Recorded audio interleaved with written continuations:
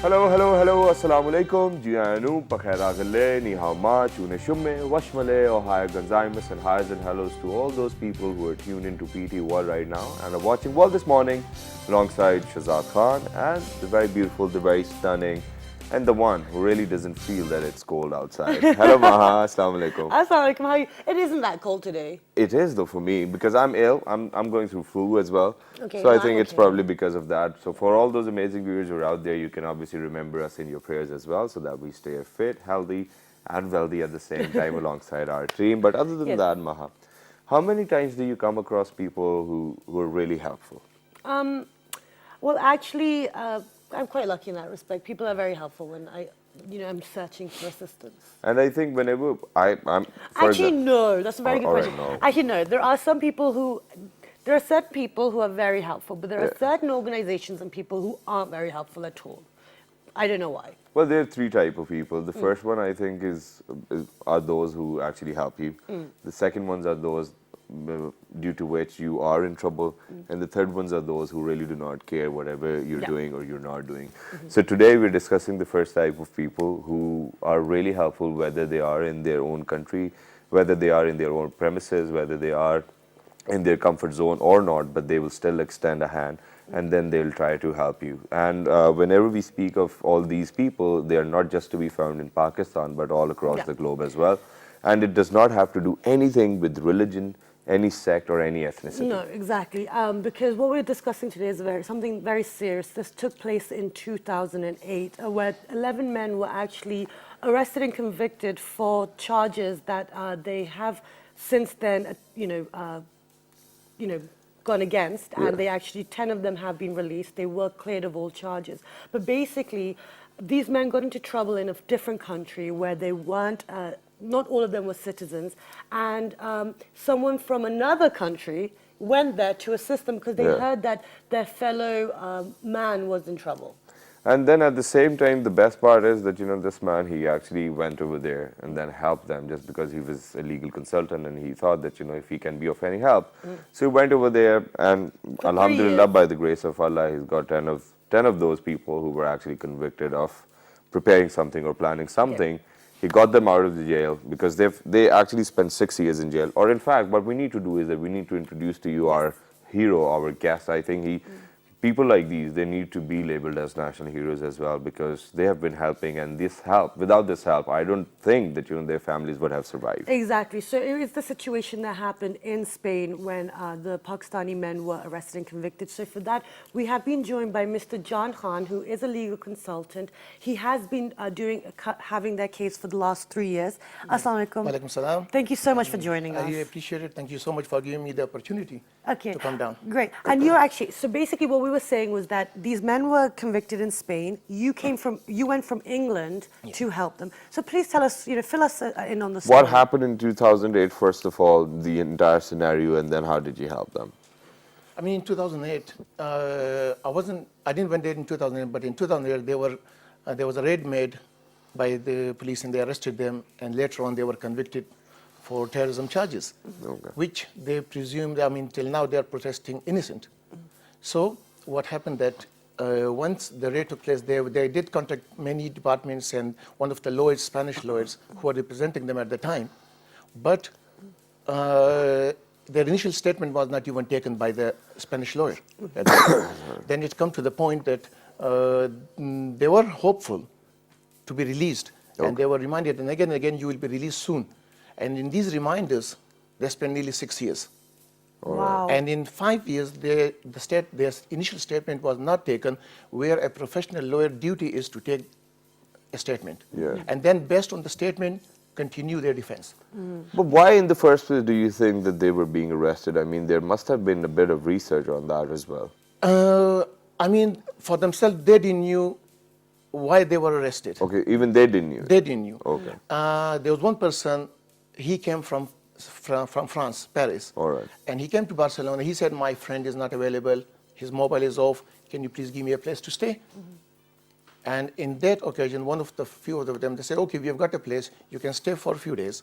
And then you can find your own space when your friend comes back. He might be away or somewhere. Then during that time, he did brought, I don't know what he brought with him. And it is identified now through the research and investigation inquiries which I have done past 3 years since 2013. We identified the flows. All right. And new evidence has come to light. Okay. Okay, but then at the same time, Maha, there's a different mindset abroad. Now, for example, whenever you go abroad, for example, a person who belongs to Pakistan, whenever I'm going to go abroad somewhere in a country where I don't know anyone, and if I see a Pakistani brother, Yes. I can obviously ask for help. And then, whenever you ask for Exactly. help, they will be willing to help you as well. That's So I true. think that's what the case was. Yeah. This way this happened. In Okay. England as well, similar Yeah. situation happens. Okay, They come to us, they want to find a place, they don't know nobody, usually they come to You're the- not going to turn them away, No, basically. It's no. the hospitality that kind of Exactly. goes beyond borders. Exactly. Okay, so continue the story. Yes, I mean, then I was approached in 2013, January somewhere, by the family through one of the colleagues here in Pakistan. Okay. And he's involved with human rights issues. And he did contact me that you are voluntarily, usually working for community as a whole, and especially in Pakistanis. So why not, if you could find out about them in Barcelona? So I made a visit for 10 days to find out what's going on. Okay. By the time I reached, I thought it was a matter of just immigration issue. But when I went there, it was a criminal issue related to terrorism charges being convicted. So then, And when I found out, I was blacked out myself. I thought I came for an immigration matter, and I'm ending up with criminal charges, and they are convicted. I told them, since how long? I told them, it might be a few months. They told me since 5 years they are in prison. Okay, so what were they doing in that time? Were none of the Pakistani authorities, Spanish authorities helping them? Pakistani, I mean, at that time, alhamdulillah, I mean, the Barcelona, the consulate and the embassy were assisting them in cooperation with them. Okay, that's good. But the community, along with them, tried to hire a private lawyer. And then this, then private hire, just to hire a private lawyer, it's quite expensive. It for is them as expensive. well. Lawyer full stop Yeah. is and, expensive. and the community contributed. Wonderful. Yes, and Okay. we have got on records everything. Okay, wonderful. Yes, but then when I found out, I came back to England, and I said to the friend as well that, you know what, it's a matter of criminal nature, and it's to do with terrorism charges. Yeah. And when I contacted one of the firms for them, because the firms used to tell me initially we are going to take on account £110,000. Yeah. And I said, it might not be possible yet, but they need help. And I thought, either I can turn around on them, All right. or I can help them. So what option do I have? And I did discuss it with a few people. And then I said, I can't turn around on them, they're innocent. I've been told, and I've been more or less satisfied. So let us take the steps gradually and go further. Okay, wonderful. So now once you figured out, once you've done your own investigations Yes. and you found out they weren't, the charges that were put Yes. against them, they weren't guilty for that in your opinion, what evidence was there to suggest that? Because obviously it was good enough that you got them released. They were released. Sometimes the sentence can be prolonged. Okay. And they said in the organic laws of Spanish laws, situation has happened. So we had to bear in mind keeping protection on their side. And once they come to Pakistan, then we have to be in contact with the authorities. Yeah. So before they release, I contacted the authorities here, and I came and had a meeting with them. So what did the authorities say? Yeah, The authorities said to me, they're convicted. yeah. Their name has to be cleared. All right. Then their name will be cleared in our records. So I said to them that it's a struggle I'm going to put in. And we hope that we find a solution sooner, quicker. Okay. So then what process did you have to go through? We had to go to, I contacted, first of all, I had to find out who is this protected witness. There's no evidence against them, no fingerprints. Only one protected witness, Okay. code-named F1. Now we know his name is, if you want me to say the name. Sure, why Are we not? allowed Yes, to? it says Malik Asim Iqbal. Okay. And he's the most wanted human trafficker. Okay. Right. He's on the most wanted red book of the FIA of Pakistan.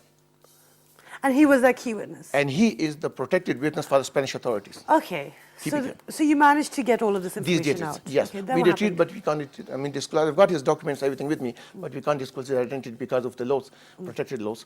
And now what happened that when I came here, then we did the conference, tried to bring into the the attention of the authorities that these are the innocent, they will be coming to the home country. We don't want them to suffer anymore. They've been suffering as much as it is.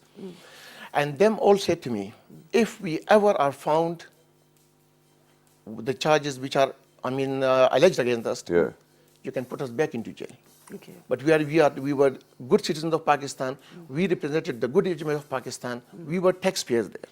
We were resourceful to our country, our family.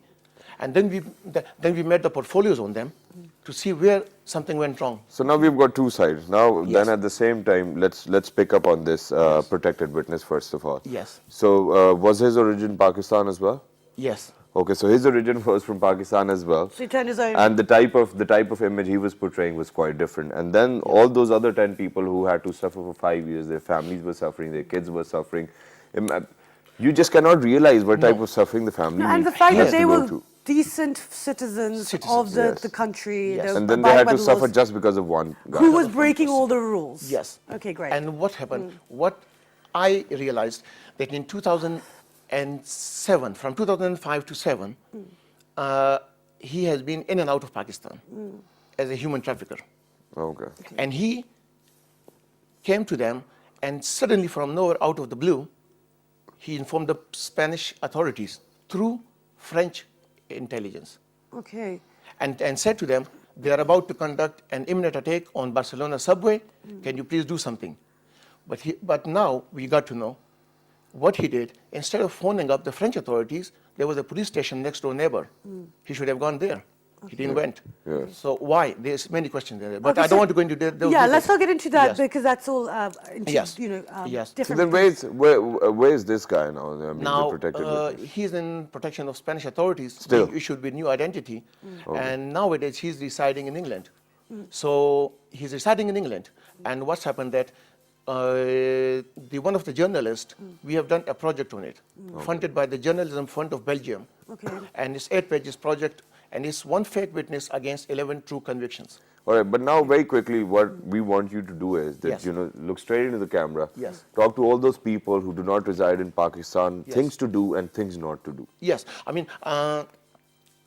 what's happened if you do go to overseas, you have to know the laws. I mean, if you're approached by someone you don't know, I think it's in the best interest that, you have to assess him. It's a hospitality of us. I mean, wherever we are, we do help people. We try to assist as much as possible. Myself, I've been doing it. But I think it's one of these occasions that something went wrong. Yeah. And it was the person who was a human trafficker, and there was a warrant of arrest against him. Okay. And what he said, he can't come back to Pakistan. Let me do something by which I will obtain passport documents and be financially assisted and reside in Europe. Okay. All right, Okay. so people actually need to know the laws wherever, Yes. in whichever country you are You go living. to. You need to be aware of their legislation, because if you're not going to be aware of that, it is not possible for you to, to survive that. And exactly, and what Mr. Jan Khan is saying is that be assisted, assist someone because that's in our nature, but don't take these unnecessary risks, because at the end of the day, you don't know what people's intentions are and you don't know what their motives are. So you have to be careful. Yeah. And yes. I would come to an end just to brief a Sure, bit, if sure. you give me 1-2 Yes, minutes. and Sure, we have sure, one sure. last word Yeah, from I mean, what happened since our interior minister, Mr. Chaudhry Nisar Khan Sahab, what he said in a news release about the deportations of innocent Pakistanis, and later they are found Go ahead. innocent. This one here. Yes, so later they are found innocent. So this has given more hopes to Pakistanis overseas. Okay. Okay. And they're very delighted for this news by him. Okay. Because what happened, it has been raised now, and the deportation treaty has been suspended. I would request that one of the remaining detainees who is in the jail of Martorell in Spain, Mr. Maruf Ahmed Mirza, the interior minister, I would request him, humbly request, that we are in the process of filing application in the Supreme Court of Spain for reopening the case. Okay. It is within these days. It's going to be hopefully filed. Okay. We request you, the embassies and consulate are assisting, but they are within their limits. They've asked us to contact the Foreign Office and raise this matter with the Catalonian government and the government of Spain. Now, I've got the documents. The spokesperson of Catalonian Board of Spokesmen of Parliament of Catalonia. They've raised the matter on behalf of Pakistanis. Okay. All right. The session is taken in Parliament, and they've asked the government to release the documents to Attorney General to release the documents to the prosecutor, Okay. and let the case to be reopened. So I've received a letter from Catalonian Parliament myself, and they are to update me further on this progress. But it's our duty as well. This matter be raised in the Parliament of Pakistan. Okay. As well. All right, and as Right. far as I know, Chaudhry Nisar Sahab, and he's a very respectable Yes. person, and then at We the same appreciate it. time, Thank you so he's much. whenever it's about Pakistan, I think he's going to render his life. Yes. He's going to sacrifice for that. So Chaudhry Nisar Sahab, if you can listen to what we're trying to say or what we're trying to convey, please make sure that you take notice upon this as well. Yes. But thank you very much, Jan Sahab. Anyway, you thank you so so much. much. Good luck for Oh, it. Makhada Thank you Sahab, all for listening, and we hope you get the good outcome of this. Thank you very Inshallah. much. Thank you so Thank much. you so Shani. much. Good luck. Okay, thank you so much. Assalamu alaikum. Okay, guys, so that was something that we're just talking about situations that could arise and how one should deal with them. And there is hope, and there are good people out there who are willing to assist you. So don't ever lose hope. But we're going to get for a short break now. And when we come back, we're going to change the topic a little bit. A little bit, but it will still be about helping people. Let's go for a short break.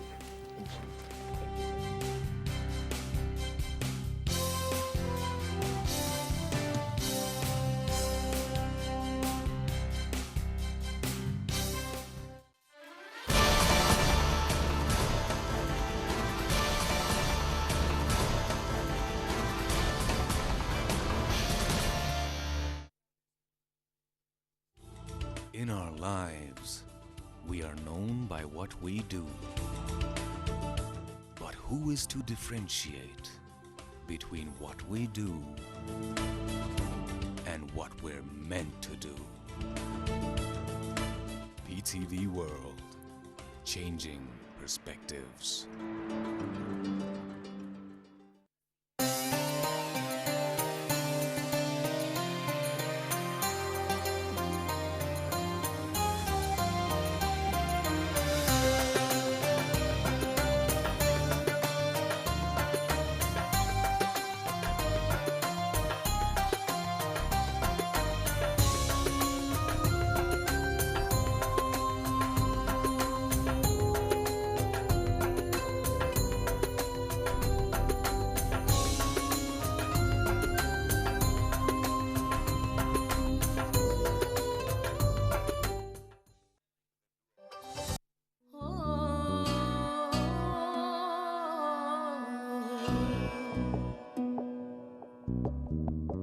लकड़ी जल के कोयला हो कोयला बन के राख मैं पावन ऐसी जली ना कोयला हो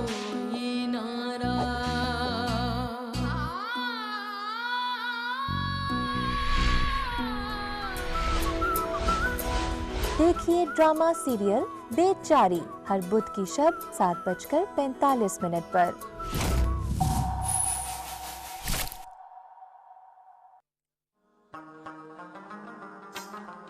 Some of the world's most fascinating brasswork originates from the city of Peshawar in the province of Khyber Pakhtunkhwa. Brasswork involves engraving beautiful patterns and shapes using traditional methods known as nakshi to describe sketching and kudai, translated means scraping. Swat is renowned for its woven textiles and embroidered products. While weaving is carried out in many major cities, Swat in particular is a long-established weaving center whose blankets are mentioned even in early Buddhist texts. Swat has also retained its traditional form of embroidery, which is probably the most creative and colorful needle artwork found anywhere in the world. The enchanting arts and crafts of Pakistan.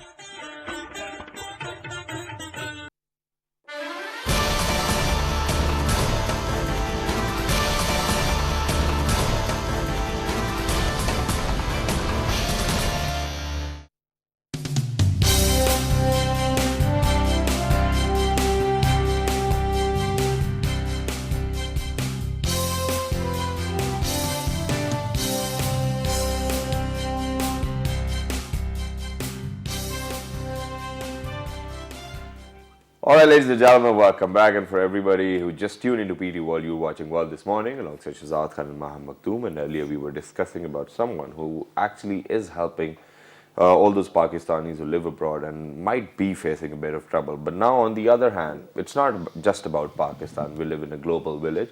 So people, all those Pakistanis, I mean, whenever we talk about Pakistan, it's not just related to or probably in relation with all those Pakistanis who live abroad or probably just in our country. Now there are Pakistanis who are actually helping people on a very different level. They don't care what religion they belong to, they don't care what color their skin is, they don't care what ethnicity they belong to, but they have this passion of helping other people, and with this passion they found different organizations, and they're working across the borders as well. And that's the best part, and I think we are going to introduce to you. We are going to introduce to you Dr. Khurram Shahzad. He is the founder and the managing director of DRIP, which is Shahzad. Disaster relief in relation with Ireland and Pakistan. By Irish and Pakistani. By Irish. Okay, almost. By Irish and Pakistan. Assalamu alaikum. Good morning. Walaikum Assalam, good morning. Sir. Okay, And you're the founder of DRIP as well. Yes, I'm the Thank you very much for coming over. Besides Dr. Khurram Shahzad, we have been joined by Kamal Shazab. She is a social scientist and activist as well. Thank you. Good morning. Thank you for joining us. How are you, Kamal? I'm good. Assalamu alaikum. Walaikum First of assalam. all, I really need to know who are social scientists, I mean, and then where do they practice whatever they practice, and where are their laboratories? Are we their laboratories, or do they try it on monkeys first? No, you are the laboratories. Or really? Since the We first don't day? need monkeys. Since the very first day? Yeah, since the very So- first so day, who since is the a very social first man. Who is a social scientist? What type of Social experiments scientist do is you a have to go person through? who is studying about society, and obviously society is made up of humans. Yeah. So you are our, the laboratories and we are the researchers. We try to continuously observe the different human behaviors and the changes taking place in the societies due to different behaviors. So But then do you observe your own behavior as well at some point? we have other That scientists whether you're also. eligible to observe somebody else's behavior. I'm or going to not. let them continue this. We have other scientists to observe us. Really, and they do it. Because Yeah, it's quite essential for a social scientist to be observed first, It's and a then cycle, I think. Everybody's, Everyone's observing everyone. everyone else. Okay, wonderful. So now that we've got that, you happy with that definition? Yeah, that is Wonderful. good. Okay, so let's get the conversation started. Dr. Khurram, you have founded DRIP, which is disaster relief. by Irish and Pakistani. Yes. So what was the reason behind that? Well, it is like I live in Ireland, and many doctors like us live You abroad. do not have an Irish accent, though. No, I don't. It's very difficult to pick an Irish You need to accent. have that. Well, thanks. I don't have an Irish accent. There are many doctors. When the earthquake came in October 2005, everybody the way everybody responded all over the world, overseas Pakistanis themselves. And a group of doctors thought it was kind of a wake-up call for us. And the area we picked, other than rehabilitation and relief, we would work on capacity building in health sector for the emergency responder, because that was lacking how to respond when any disaster happened. So we group of doctors and some other areas like ITs and other sectors of life, businessmen in Ireland, we got together and founded an organization, which is a unique concept we give. It's an organization without an office, no administrative cost. Oh, wow. It's a no expense. No, we don't have an office in Ireland. We don't have an office in Pakistan. We do not pay anybody to do the So work. how do you guys...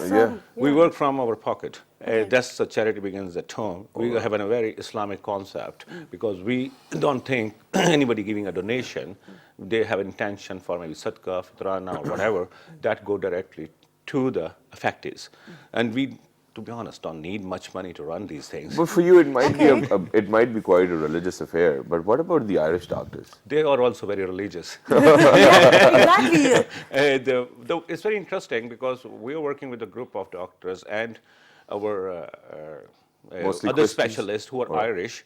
And I tell you, interestingly, there are guys who work for Ambulance College Dublin, University College Dublin, Royal Colleges, and postgraduate training bodies. They come 3 to 4 times a year with us here, and they're all volunteers as well. They do not charge us for any of their, only thing we pay them is a ticket. Okay. And they do not charge us a penny. Okay, that's wonderful. And the motivation they have, and there was a lot of blast going on once here, and we told them, oh, wait, don't go. It's a bit high risk. And his name is Mac Hughes, he's one of the ambulance college director. They said, it's equal chance of me getting killed on a road traffic accident in Dublin, and when it will come, it will come. Okay, So wonderful. I will go. Are you What a coming with me or beautiful not? And I can hear the Irish accent a little bit as well. You got a little twang of it. But no, that's wonderful that they're so, willing to, help others who have been in a similar situation to them, because in Ireland they did have this situation as well. Yeah, they The IRA suffer. and all that. Yeah, they suffered a lot. So let me ask, Kamal, this kind of, I guess, social Activism. venture, is this a social venture? Is that correct? Ask term? the scientist. Yeah, okay. Well, okay, let me ask you. So is this something that Pakistan needs? More people just kind of without any profit, from their own pockets from abroad coming to help? Yeah, sure. As much as people are getting on board on such a noble cause, it's always a good thing. But let me add something that inside Pakistan, people are also participating in such type of joint ventures, and they are more eager to get on board on such forums if they are available. So after this earthquake, which he's mentioning, there was a disaster management course which is introduced by different universities. Main is the NAST. So many people are voluntarily doing it for the purpose that, we are right now on a very active area, which we are every second day hit by earthquake. People are trying to focus on this thing, keeping in mind the disaster management and other things like he is telling.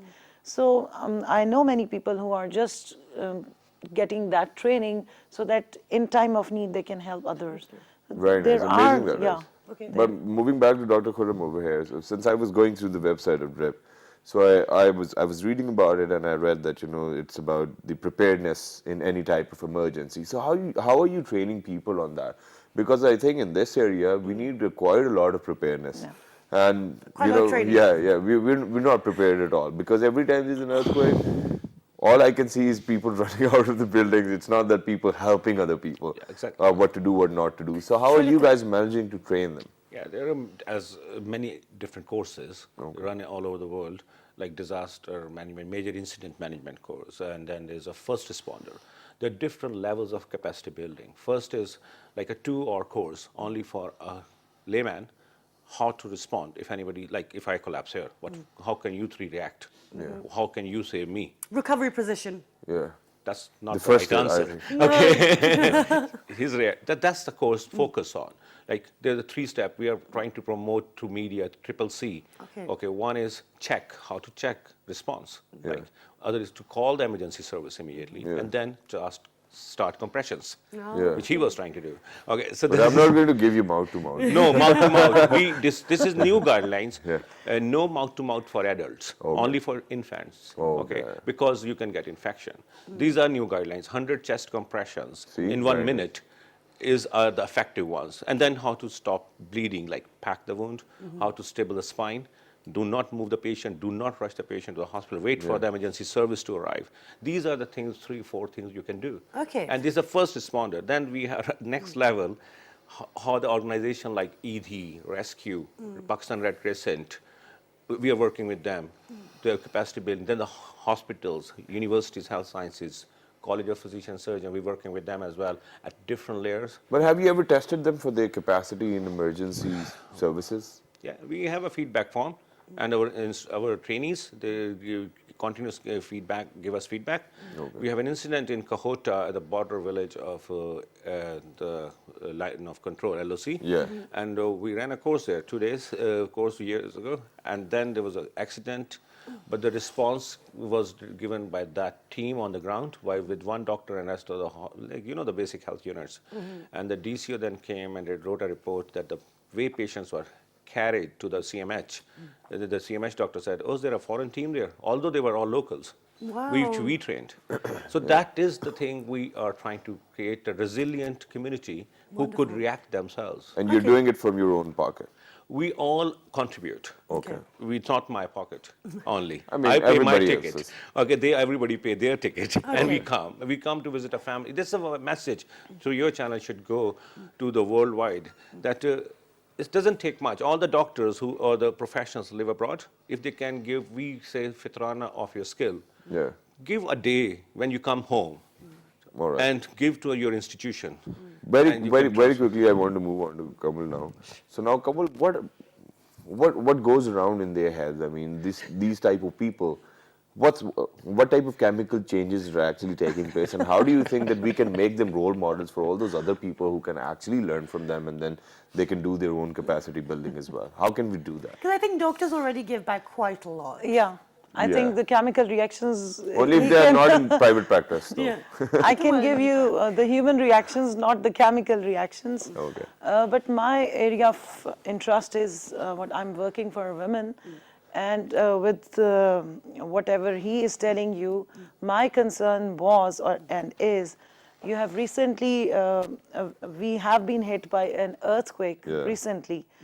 And the most majority victims were women and children because they were back at home. Yeah, so what about So people they who were in needed to the be- offices? Don't do that, please. They were given the alarm and they were able to quit properly, but otherwise the majority victims were back Yeah, I in agree. 2005 also. The majority victims were children because they were in schools. So we need some mechanism which should educate women and the children to act properly when such type of catastrophes or disasters hit them. And what should they do when they are at home? How can we help them? And when there are cultural restrictions, you know, when a male cannot go and give first aid to a woman who But he is- should in that.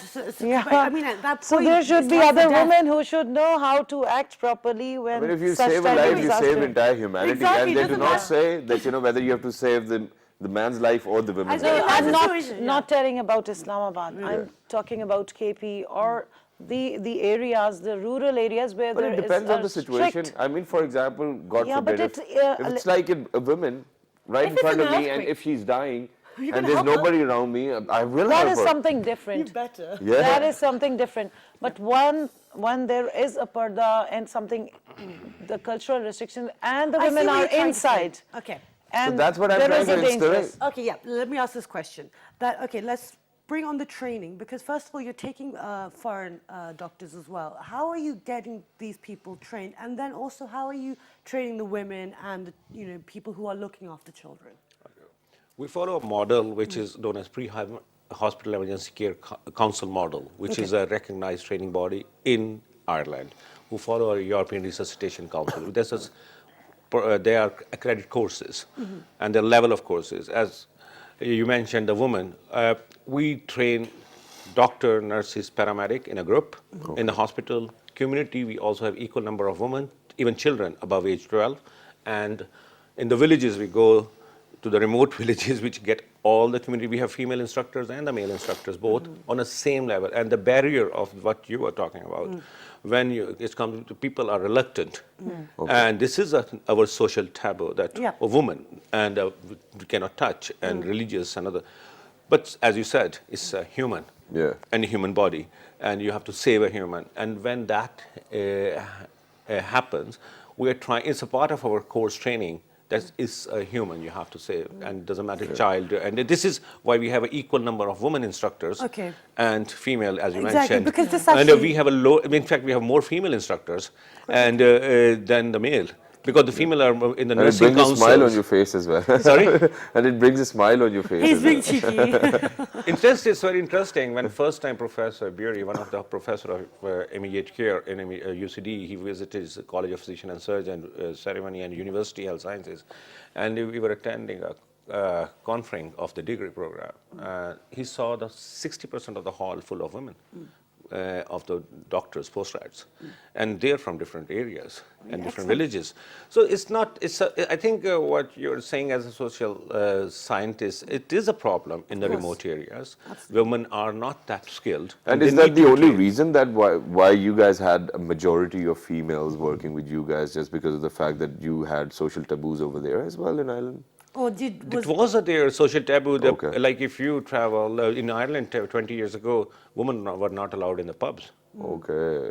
It's only for the male, and still there are So some it's not pubs. it's not just us. No, it's not. it's not. Yeah. There are- It's not. It's about But you what know, you one way or market. the other, we have been projected like as if, we are the only No, ones no, to let me cover tell- ourselves or not let the ladies I'll to tell go you out. why. It's the way you're projecting your Yeah. Have you image. not It's seen- It's you're not the giving way her that we are Have you not projecting seen our the image, it's the way the West is projecting Have you our seen image. the other channels? Have you seen the drama? Yeah, I Have agree you, to have you you. seen the churches where, where there are still churches, 25% in Ireland, where women wear, you see a nuns. nun, The Yeah. nuns. and even Yeah. when they go to the church, Yeah. and They're they wearing cover their veils. head, and they are not allowed to, in the certain hours. And even the Pope at the same time, I mean. So basically, they were aware of those cultural sensitivities in this country, so they were willing to volunteer.